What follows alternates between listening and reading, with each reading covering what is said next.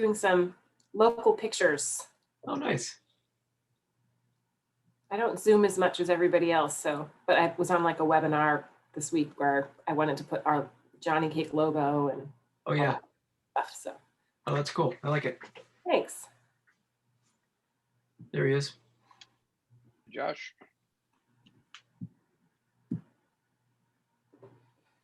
Would help if I were not muted. We all did the same thing. Yeah. It was like a cascade. It's going to be weird to walk into a room with actual people and like, you know, have a meeting where you don't have to like come off moving. I can't wait. I'm over the Zoom thing. I'm done with it. I'm over it. Sure. Yeah. I'm sure we'll do some of it, but I mean, honestly, especially as the weather gets nicer too, and it's like I just want to. And I just got my second vaccine dose on Monday, so that's great. Very exciting. It was a little rough for like 24 hours. That's like I don't know if you've. Style did you get, Josh? What brand? What brand did you go with? I went with the Moderna. Okay, that's what I had too. Yeah. I heard I heard that second dose is something to prepare for a little bit. A little bit. I took Monday and Tuesday off because of it. So. And yeah, it was just like 24 hours of like kind of aches and fatigue and stuff. So I've heard other people have had even worse reactions like fever and all sorts of chills and stuff, but it's worth it. Hashtag worth it. Absolutely. Yeah.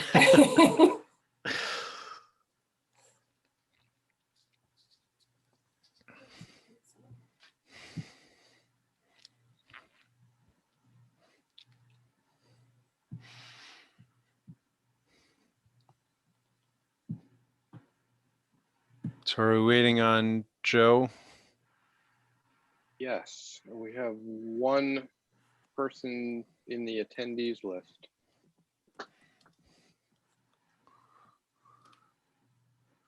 Okay. And where do things stand with the status of new members for our? I heard there's interviews on the 26th, so I think Monday, at least one person is scheduled for an interview. Okay. Good news.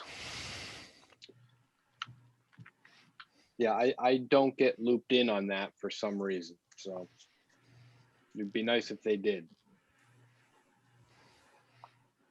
Yeah, it's sort of a funny thing. I mean, you would think that. Do they usually do that for other boards, or how do they do it? Not for the other boards that I work with. Yeah. I'm lucky if they tell me when they've added a new member. I feel like it was that way when I started too. I remember walking into my first meeting and just being like, surprise! Here I am. Nice to meet you. It's fun. You never know what you're going to get any given time.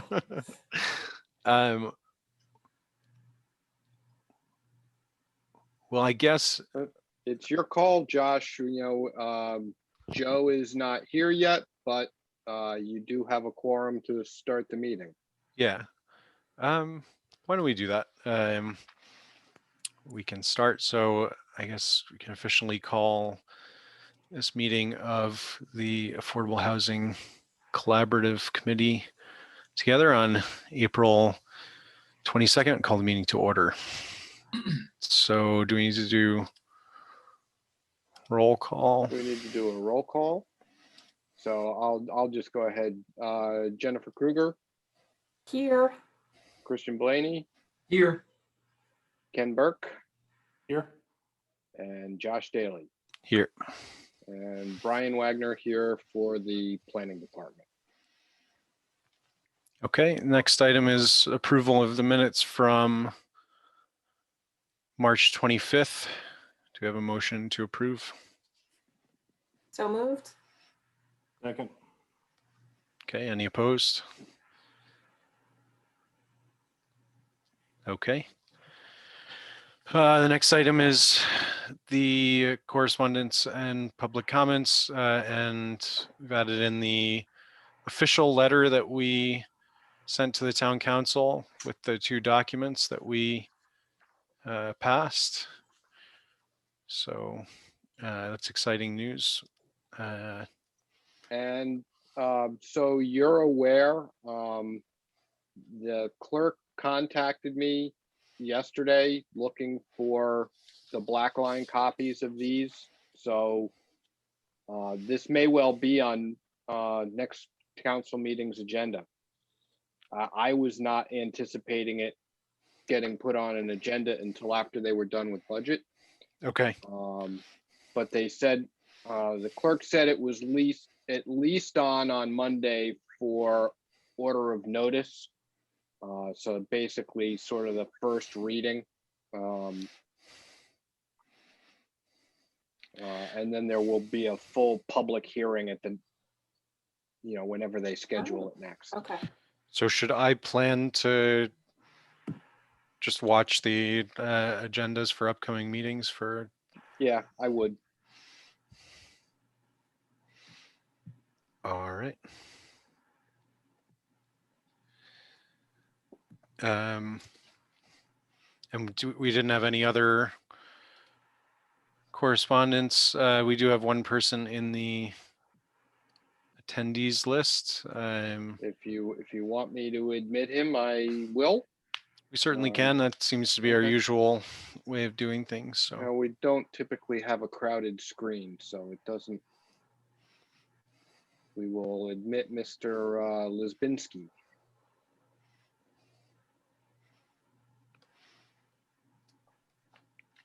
hi there. So this is a public comment part of our session. So Mr.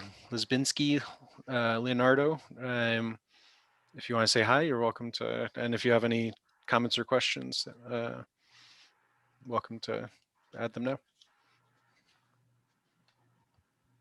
Hi, I'm a med student over at Brown University. I'm just here to. Oh, you went muted on the last couple words, but you're here to listen in, I take it. Yes, I'm a Brown med student in Providence. Mhm. Just here to learn and see what you're discussing today. Okay. Thank you. Okay. For coming. Well, we don't have a packed agenda, so there won't be a ton of you for you to see. So I think for the first time in a while, old business is none. So the new business is just a discussion of the comments from the planning board meeting, as we talked about when we passed the 2 items, the accessory dwelling unit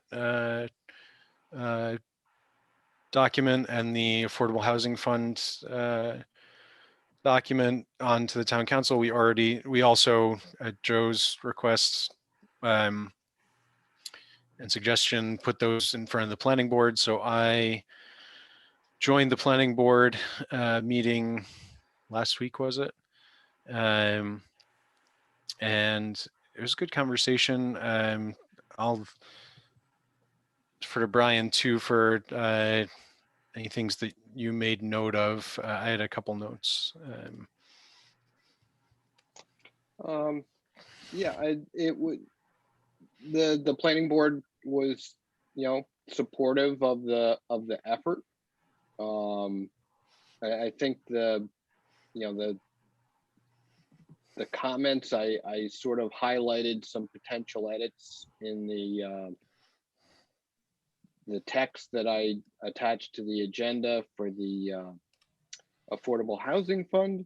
Really, it was just Maria Mack wanting a reference to parks and recreation facilities in terms of the walkable radius around the area.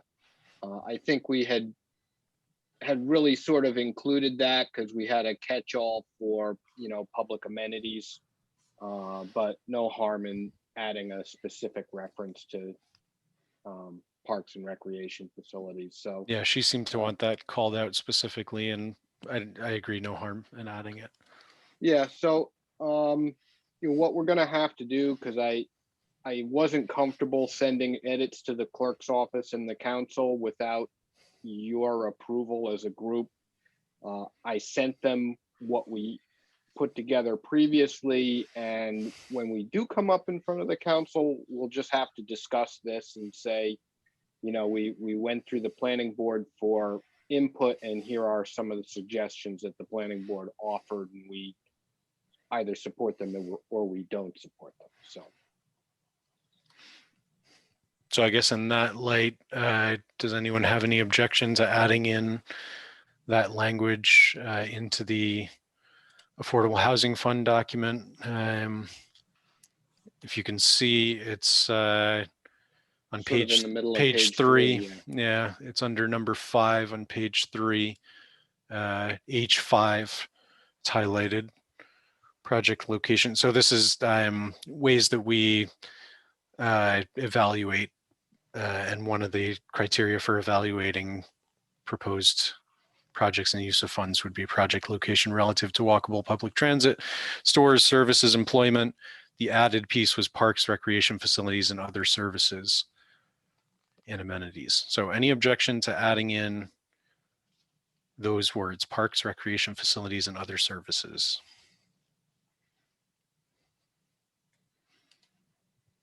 No objections here. That Okay. seems like a pretty small ad. Okay. I'll take silence as consent.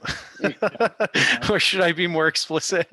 I think, we ask, is there any objection to adding this text? And hearing none. Again, I'll give another beat. Hearing none. All right. So, Josh, just, whenever this comes up in front of the council, say that, we've had a consensus on adding the suggestion from the council. Yep. And then on the ADU ordinance, Brian is very helpful again here, and you added in. Yeah, so the colors, the yellow was what I was suggesting to add, and the magenta is what I was thinking about deleting. Since I sent this around and attached it to the agenda, I've really sort of had some second thoughts on it. I'm not sure how long things sit in the queue at the building inspector's office between getting a building permit and getting a certificate of occupancy. You get your building permit, you have 12 months to start and make substantial progress towards completion on a structure. So you could theoretically have something that's a year and a half old that's in the queue. My other thought back to our original discussions with the tax assessor, though, was that we would build this into the building permit application process, and that you would file the building permit application at the same time that you filed an application for the tax abatement or the tax exemption. So I've sort of waffled full circle and come back to the idea that we should really trigger it on the building permit application date, which may, people may be a little upset that maybe they're already in the queue with the building permit when the ordinance gets passed, but we have to pick a date. We have to pick a triggering event for when this starts, and whether it's the building permit or the certificate of occupancy, you're going to wind up leaving somebody out. And I'm trying to remember the discussion around this, what prompted it, because I think there's a question in that eligibility and limitations about the difference between the two, the sort of 5-year abatement and the 30-year restriction, and which one that applied to. Am I remembering that correctly? Yeah, it was Susan Axelrod on the planning board who Yep. had raised a question about how I think she was really focused on 1784 plays with the first limitation in section 1786A. And I thought I understood what she was getting at, and I kept trying to make changes to it. And I kept coming back to the same point, that so long as you use the same trigger event in the two areas, it should work fine. So if you choose certificate of occupancy, you just need to use certificate of occupancy in every location. If you choose building permit, you just need to use building permit in every location. And I think it works. I went back and watched the video from the planning board meeting. I may go back and watch it again before we go to town council to see if I can figure out what she was driving at. But, you know, like I said, I think it's just a question of being consistent. I think if I'm remembering correctly, and now I'm trying to work back to it as well, it was something about on that first limitation, 1786A, ADUs. So the magenta is the original. That's correct, Yes. Brian? So ADUs that have received a building permit prior to the adoption of this ordinance, or that were built without the issuance of a valid building permit, are not eligible for tax relief under this ordinance. So I think, yeah, her question was, does that, I thought there was a question that sort of was about whether that applies to both the 30-year exemption and the 5-year abatement, or if it applied to just one or the other. There's some confusion there. That's what I think remembered I it. think the issue arose from, because I had inadvertently left both versions of 1783 in, and I had meant to take the second one out, which was the one where we were letting in any ADU to apply for the 30-year. And yes, there would be a conflict there. So, you know, we wrote the cover letter to the town council saying that we were kind of okay with both, but in order to limit the impact of the ordinance, we were going with the more restrictive one. If the council says, no, hey, we're perfectly okay with the exemption for anybody that's giving a 30-year, whether it's new or not, then I think we're going to have to make sure that that plays well with 1786. Right. Okay. That's what's messing with me here, because the previous version had both versions of 1783. Yeah. That makes a lot of sense. That explanation, I think, makes sense to me. Now I understand why there would be a conflict. Yeah. So what we could do is, in that case, we could modify 1786 to only refer to the 5-year abatements, because anybody who wanted one for a 30-year exemption would get it automatically.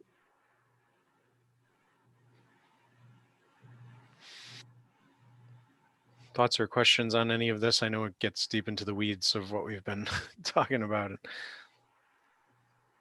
But anyone have any thoughts or questions? I think there's a couple different things going on. So one is, there was the potential sort of, I don't know if I'd say conflict, but there are conflicting interpretations from 1783 if you left the second one in and had 1786A the way it was. But I think you've also raised here Brian, the question of what's the triggering event? Is it the building permit, the construction, or the certificate of occupancy? Oh, Ken, And- you're on mute. I'm sorry, I just had to take another call. Oh, no problem. I think my recommendation for procedural reasons is to probably go with the building permit and have people file all those applications at the same time. The argument against that would be, what if they file their building permit and somebody tells them about this afterwards? Maybe they want to get in on it. So maybe at that point, maybe you say, okay, go with the certificate of occupancy, and we'll wind up letting in a few, but somehow I doubt that there's somehow this flood of ADUs that are floating around somewhere between the building permit stage and the certificate of occupancy stage. I don't think it's going to be something we're unable to absorb. We're sure there's not 200 applications in right now, Brian. I could ask Jamie Gorman tomorrow, but I think that may be a safe bet. That they will sort of get an unexpected benefit, because clearly if their building permit application is in now, it's not a result of this ordinance pushing them to do it or encouraging them to do it.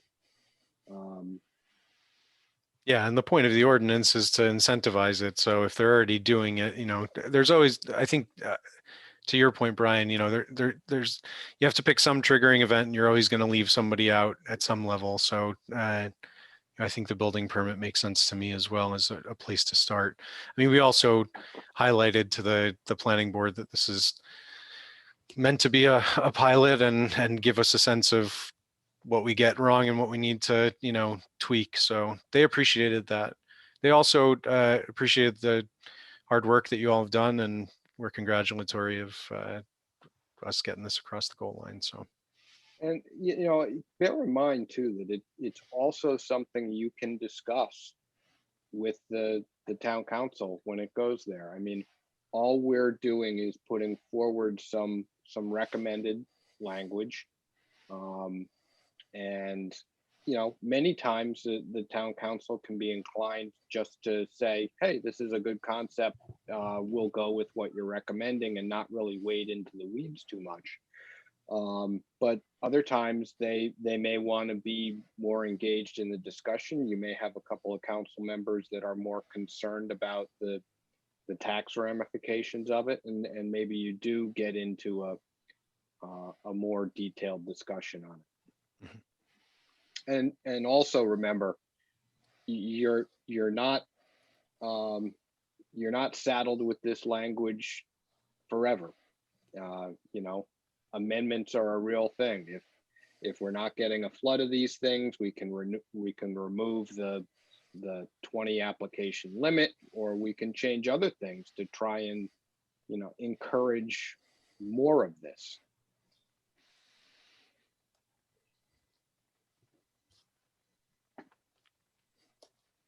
any other comments, questions, thoughts on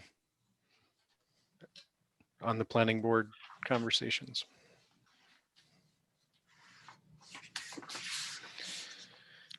I'd also welcome any comments, questions, or thoughts as I prepare to meet with the town council about this. If you have anything you want me to particularly highlight, or you see the cover letter, and then I generally speak from the cover letter and then let the discussion go to what questions they have about the particulars. But if there's anything that you want to highlight in particular, I would welcome that.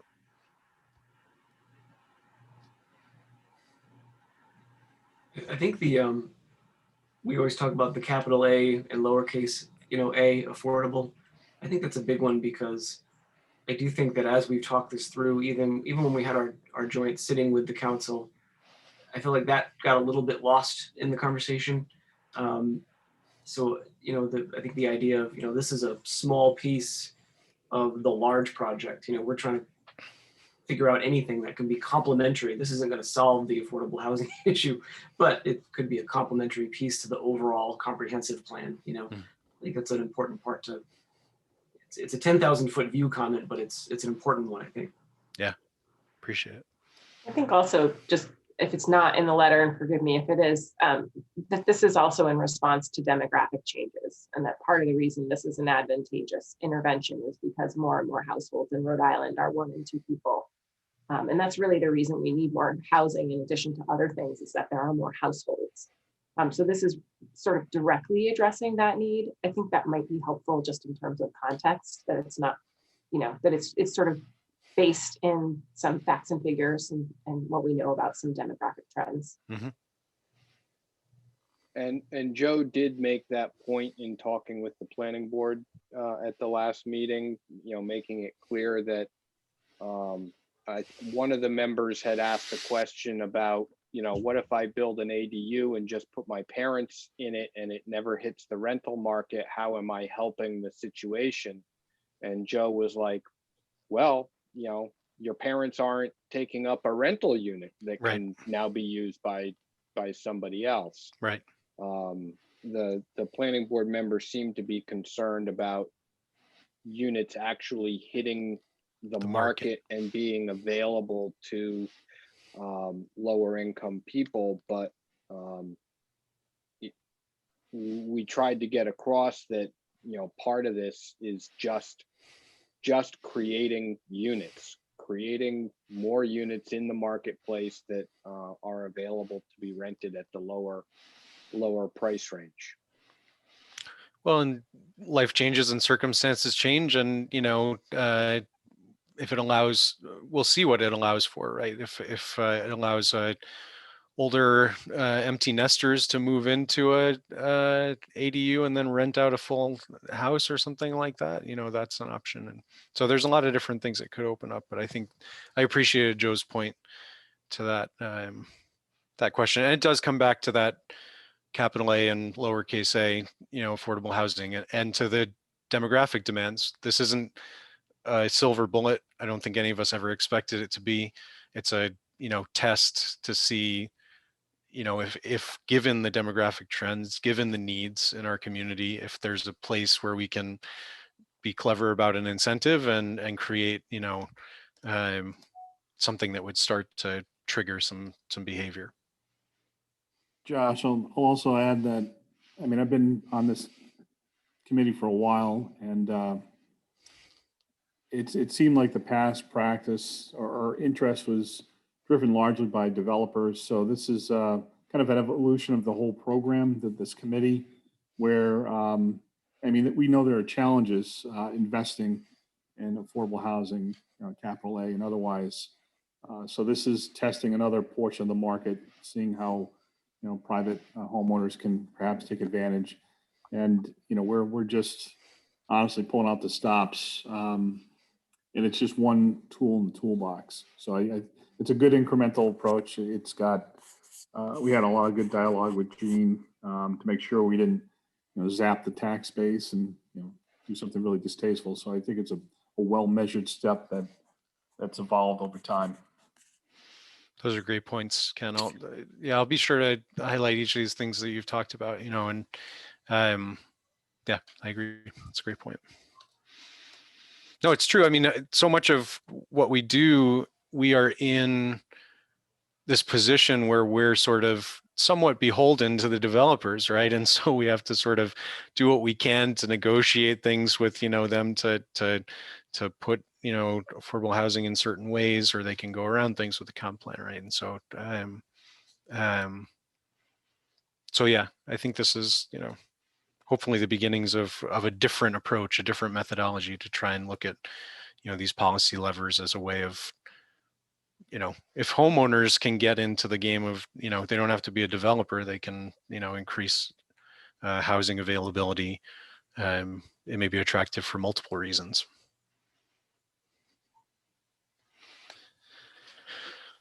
So I appreciate your thoughts and your input, and I'll definitely do my best to represent all of that in our discussions that we've had.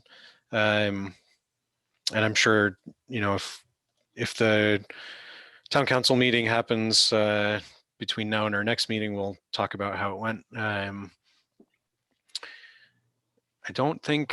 think, as I said, it's a pretty light agenda for today.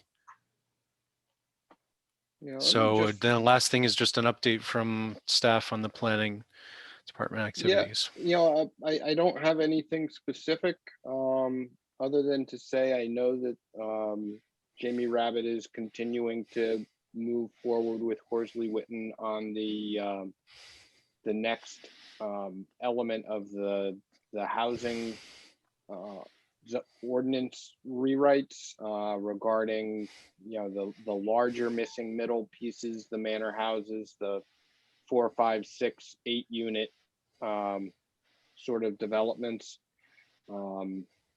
He's, you know, because he's sort of you know, an architectural guy, he's been working very closely with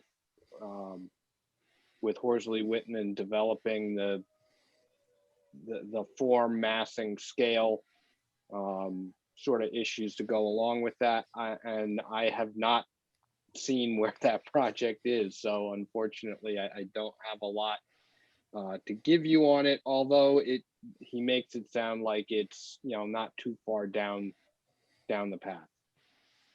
That's something where he would either give us an update, or do you think the next time there's a round of drafts to look at, that's what we'll see?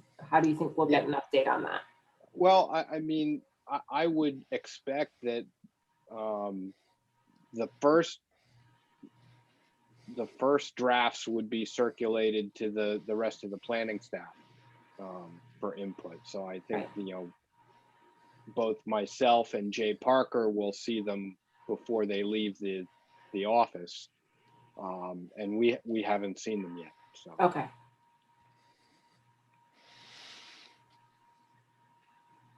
All right, so we'll keep an ear out for that kind of stuff, and appreciate anything that you're able to update us on in the future, Brian. So I guess before we adjourn, I'd just say, you know, so the next meeting, sorry, I'm getting a knock on my door from a child. Going to ignore for the moment.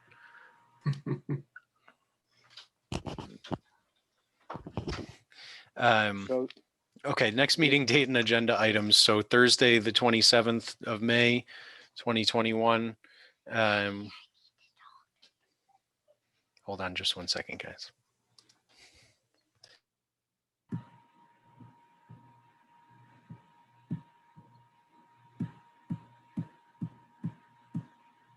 Okay, sorry about that.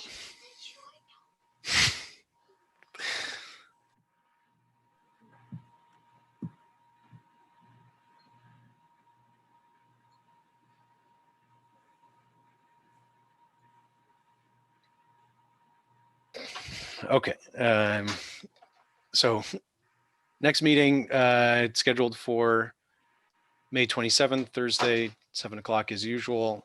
Any agenda items that anyone wants to propose for that meeting? I had an idea, and this is kind of I guess this isn't a 10,000 foot view. This is a million foot view topic. But now that we actually have, or will have, you know, this edited text for our affordable housing fund, I thought about a discussion about, you know, alternative ways to get funding into it. You know, ideas. Is it, you know, grants, RFPs? You know, what are other ideas and things we might be able to do to get, whether it's federal money or state money, or how do we even go about doing that sort of thing to try and figure out other streams if they're even available. I thought that might be a nice discussion topic. And I'll probably do some research before it to see what I can come up with myself as well. just, I mean, grants are great. Just bear in mind that you're gonna have to have some sort of focused idea that you're looking to implement with the grant money, or you're not gonna get any looks. it would have to be tied to a project of some sort, right? Some sort of, yeah, and that might be a way to pull some money in if there are projects in mind that are coming, or I don't know. Again, that great discussion topic for next meeting. Right. Sounds I wonder so. too, in that vein, if we might want to talk about whether there's any sort of marketing, networking, just outreach strategy that we do around this once it's official. Just, I don't know how long it's been since we've done a check-in with the most likely applicants for this kind of stuff, but that might not be a bad idea to do some outreach ourselves. Those both sound like great topics for discussion for next time. So we can add those.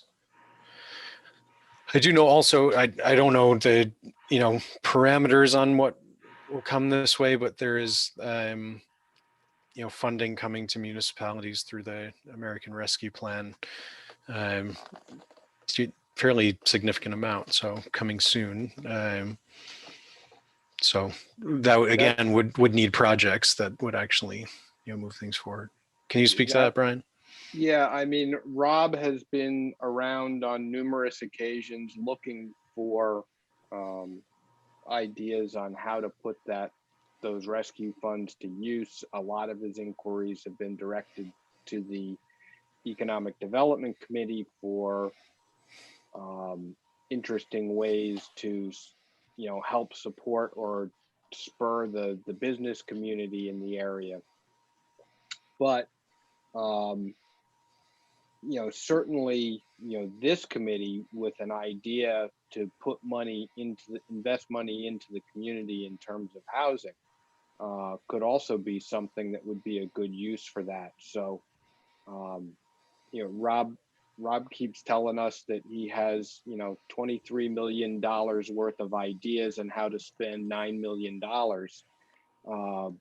But that shouldn't dissuade you from coming up with ideas that might advance some of this board's interests.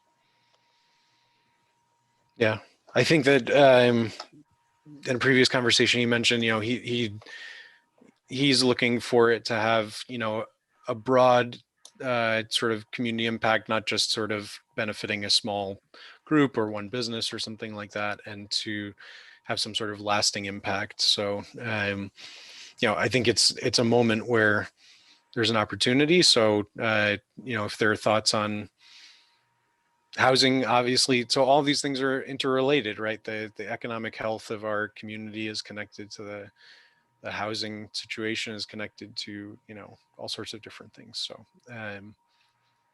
So, but both of those topics I think are great. So one topic on sort of thinking through, possible funding sources and how to pursue those, what avenues to look down, and then marketing and outreach strategies around these new developments. That sounds great. I think the other thing to think of, I'll mention it when I speak to the town council as well, is hopefully they'll approve this person. I think is it the young woman from Habitat for Humanity who joined us, Alicia. Did text me and say she has an interview. Great. For Monday. So. Okay, and so even with Alicia joining us, hopefully.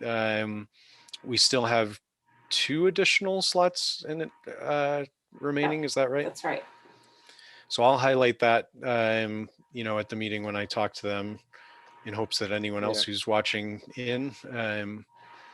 So the agenda for Monday's meeting is up. I pulled it up while we were talking. And okay. It does show 2 candidates to be interviewed on Monday. Alicia Johnson and a Carol Babbitt Spears. Oh yeah. So I mean that would be great. That would jump us from 4 to 6. We'd still have 1 slot open.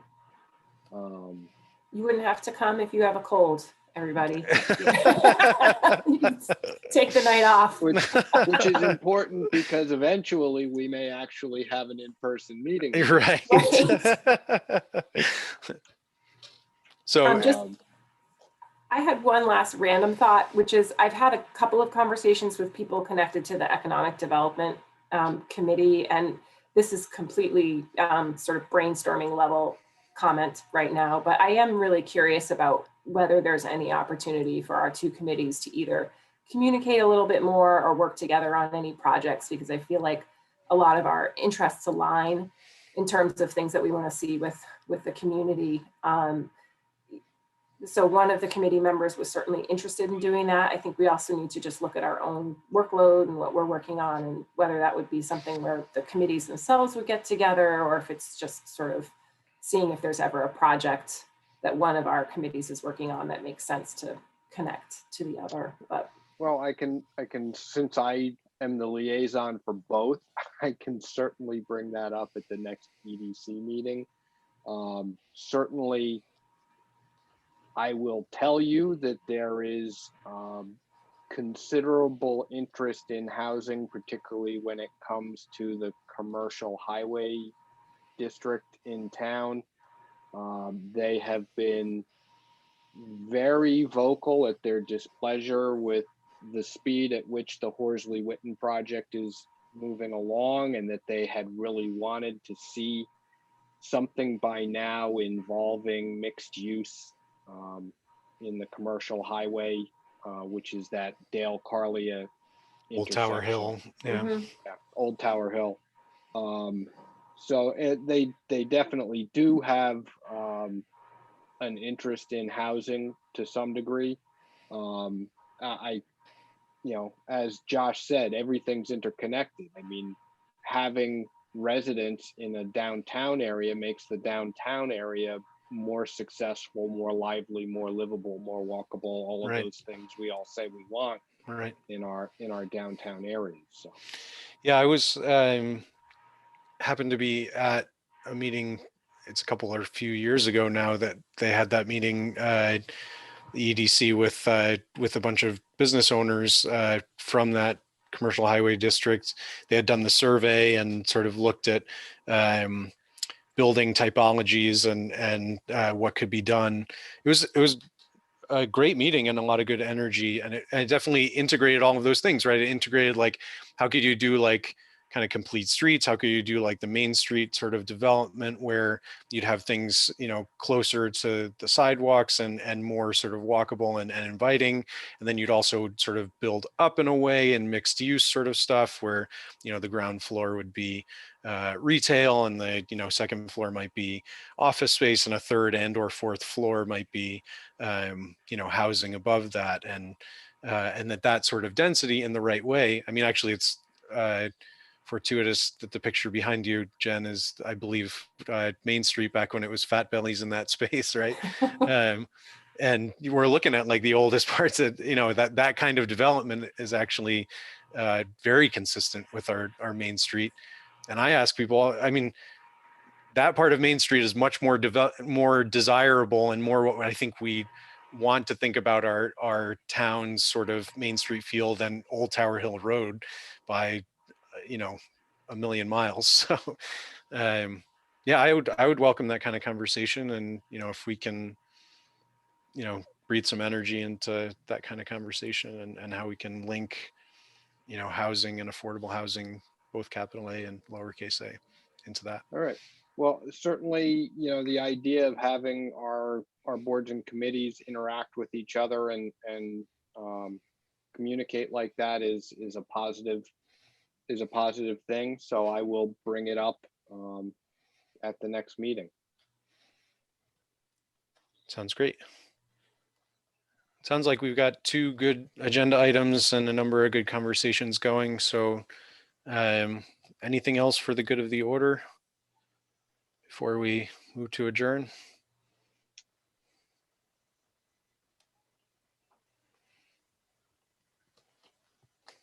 Move to Hearing- adjourn. Okay. Anyone really opposed? All right, great work. It is exciting to have this moving forward. So I'll keep you all posted on how it goes with the town council. And thank you for representing us. Appreciate absolutely, that.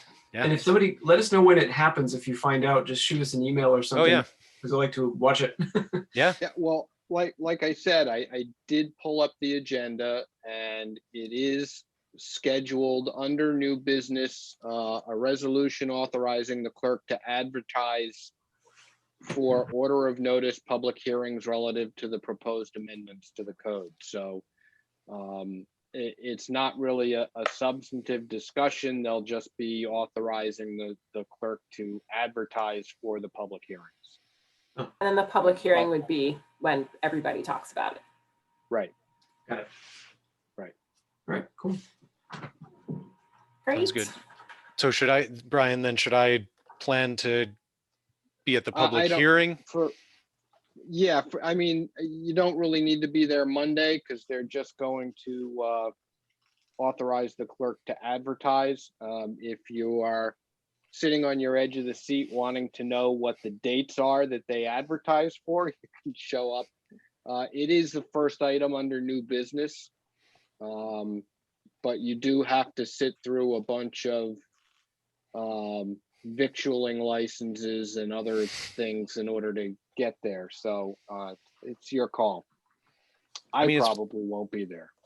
You can do that over coffee in the morning too, as you probably all know by now. So just Yeah. skip to the part you want to watch. That's right. Yeah, I can watch it later.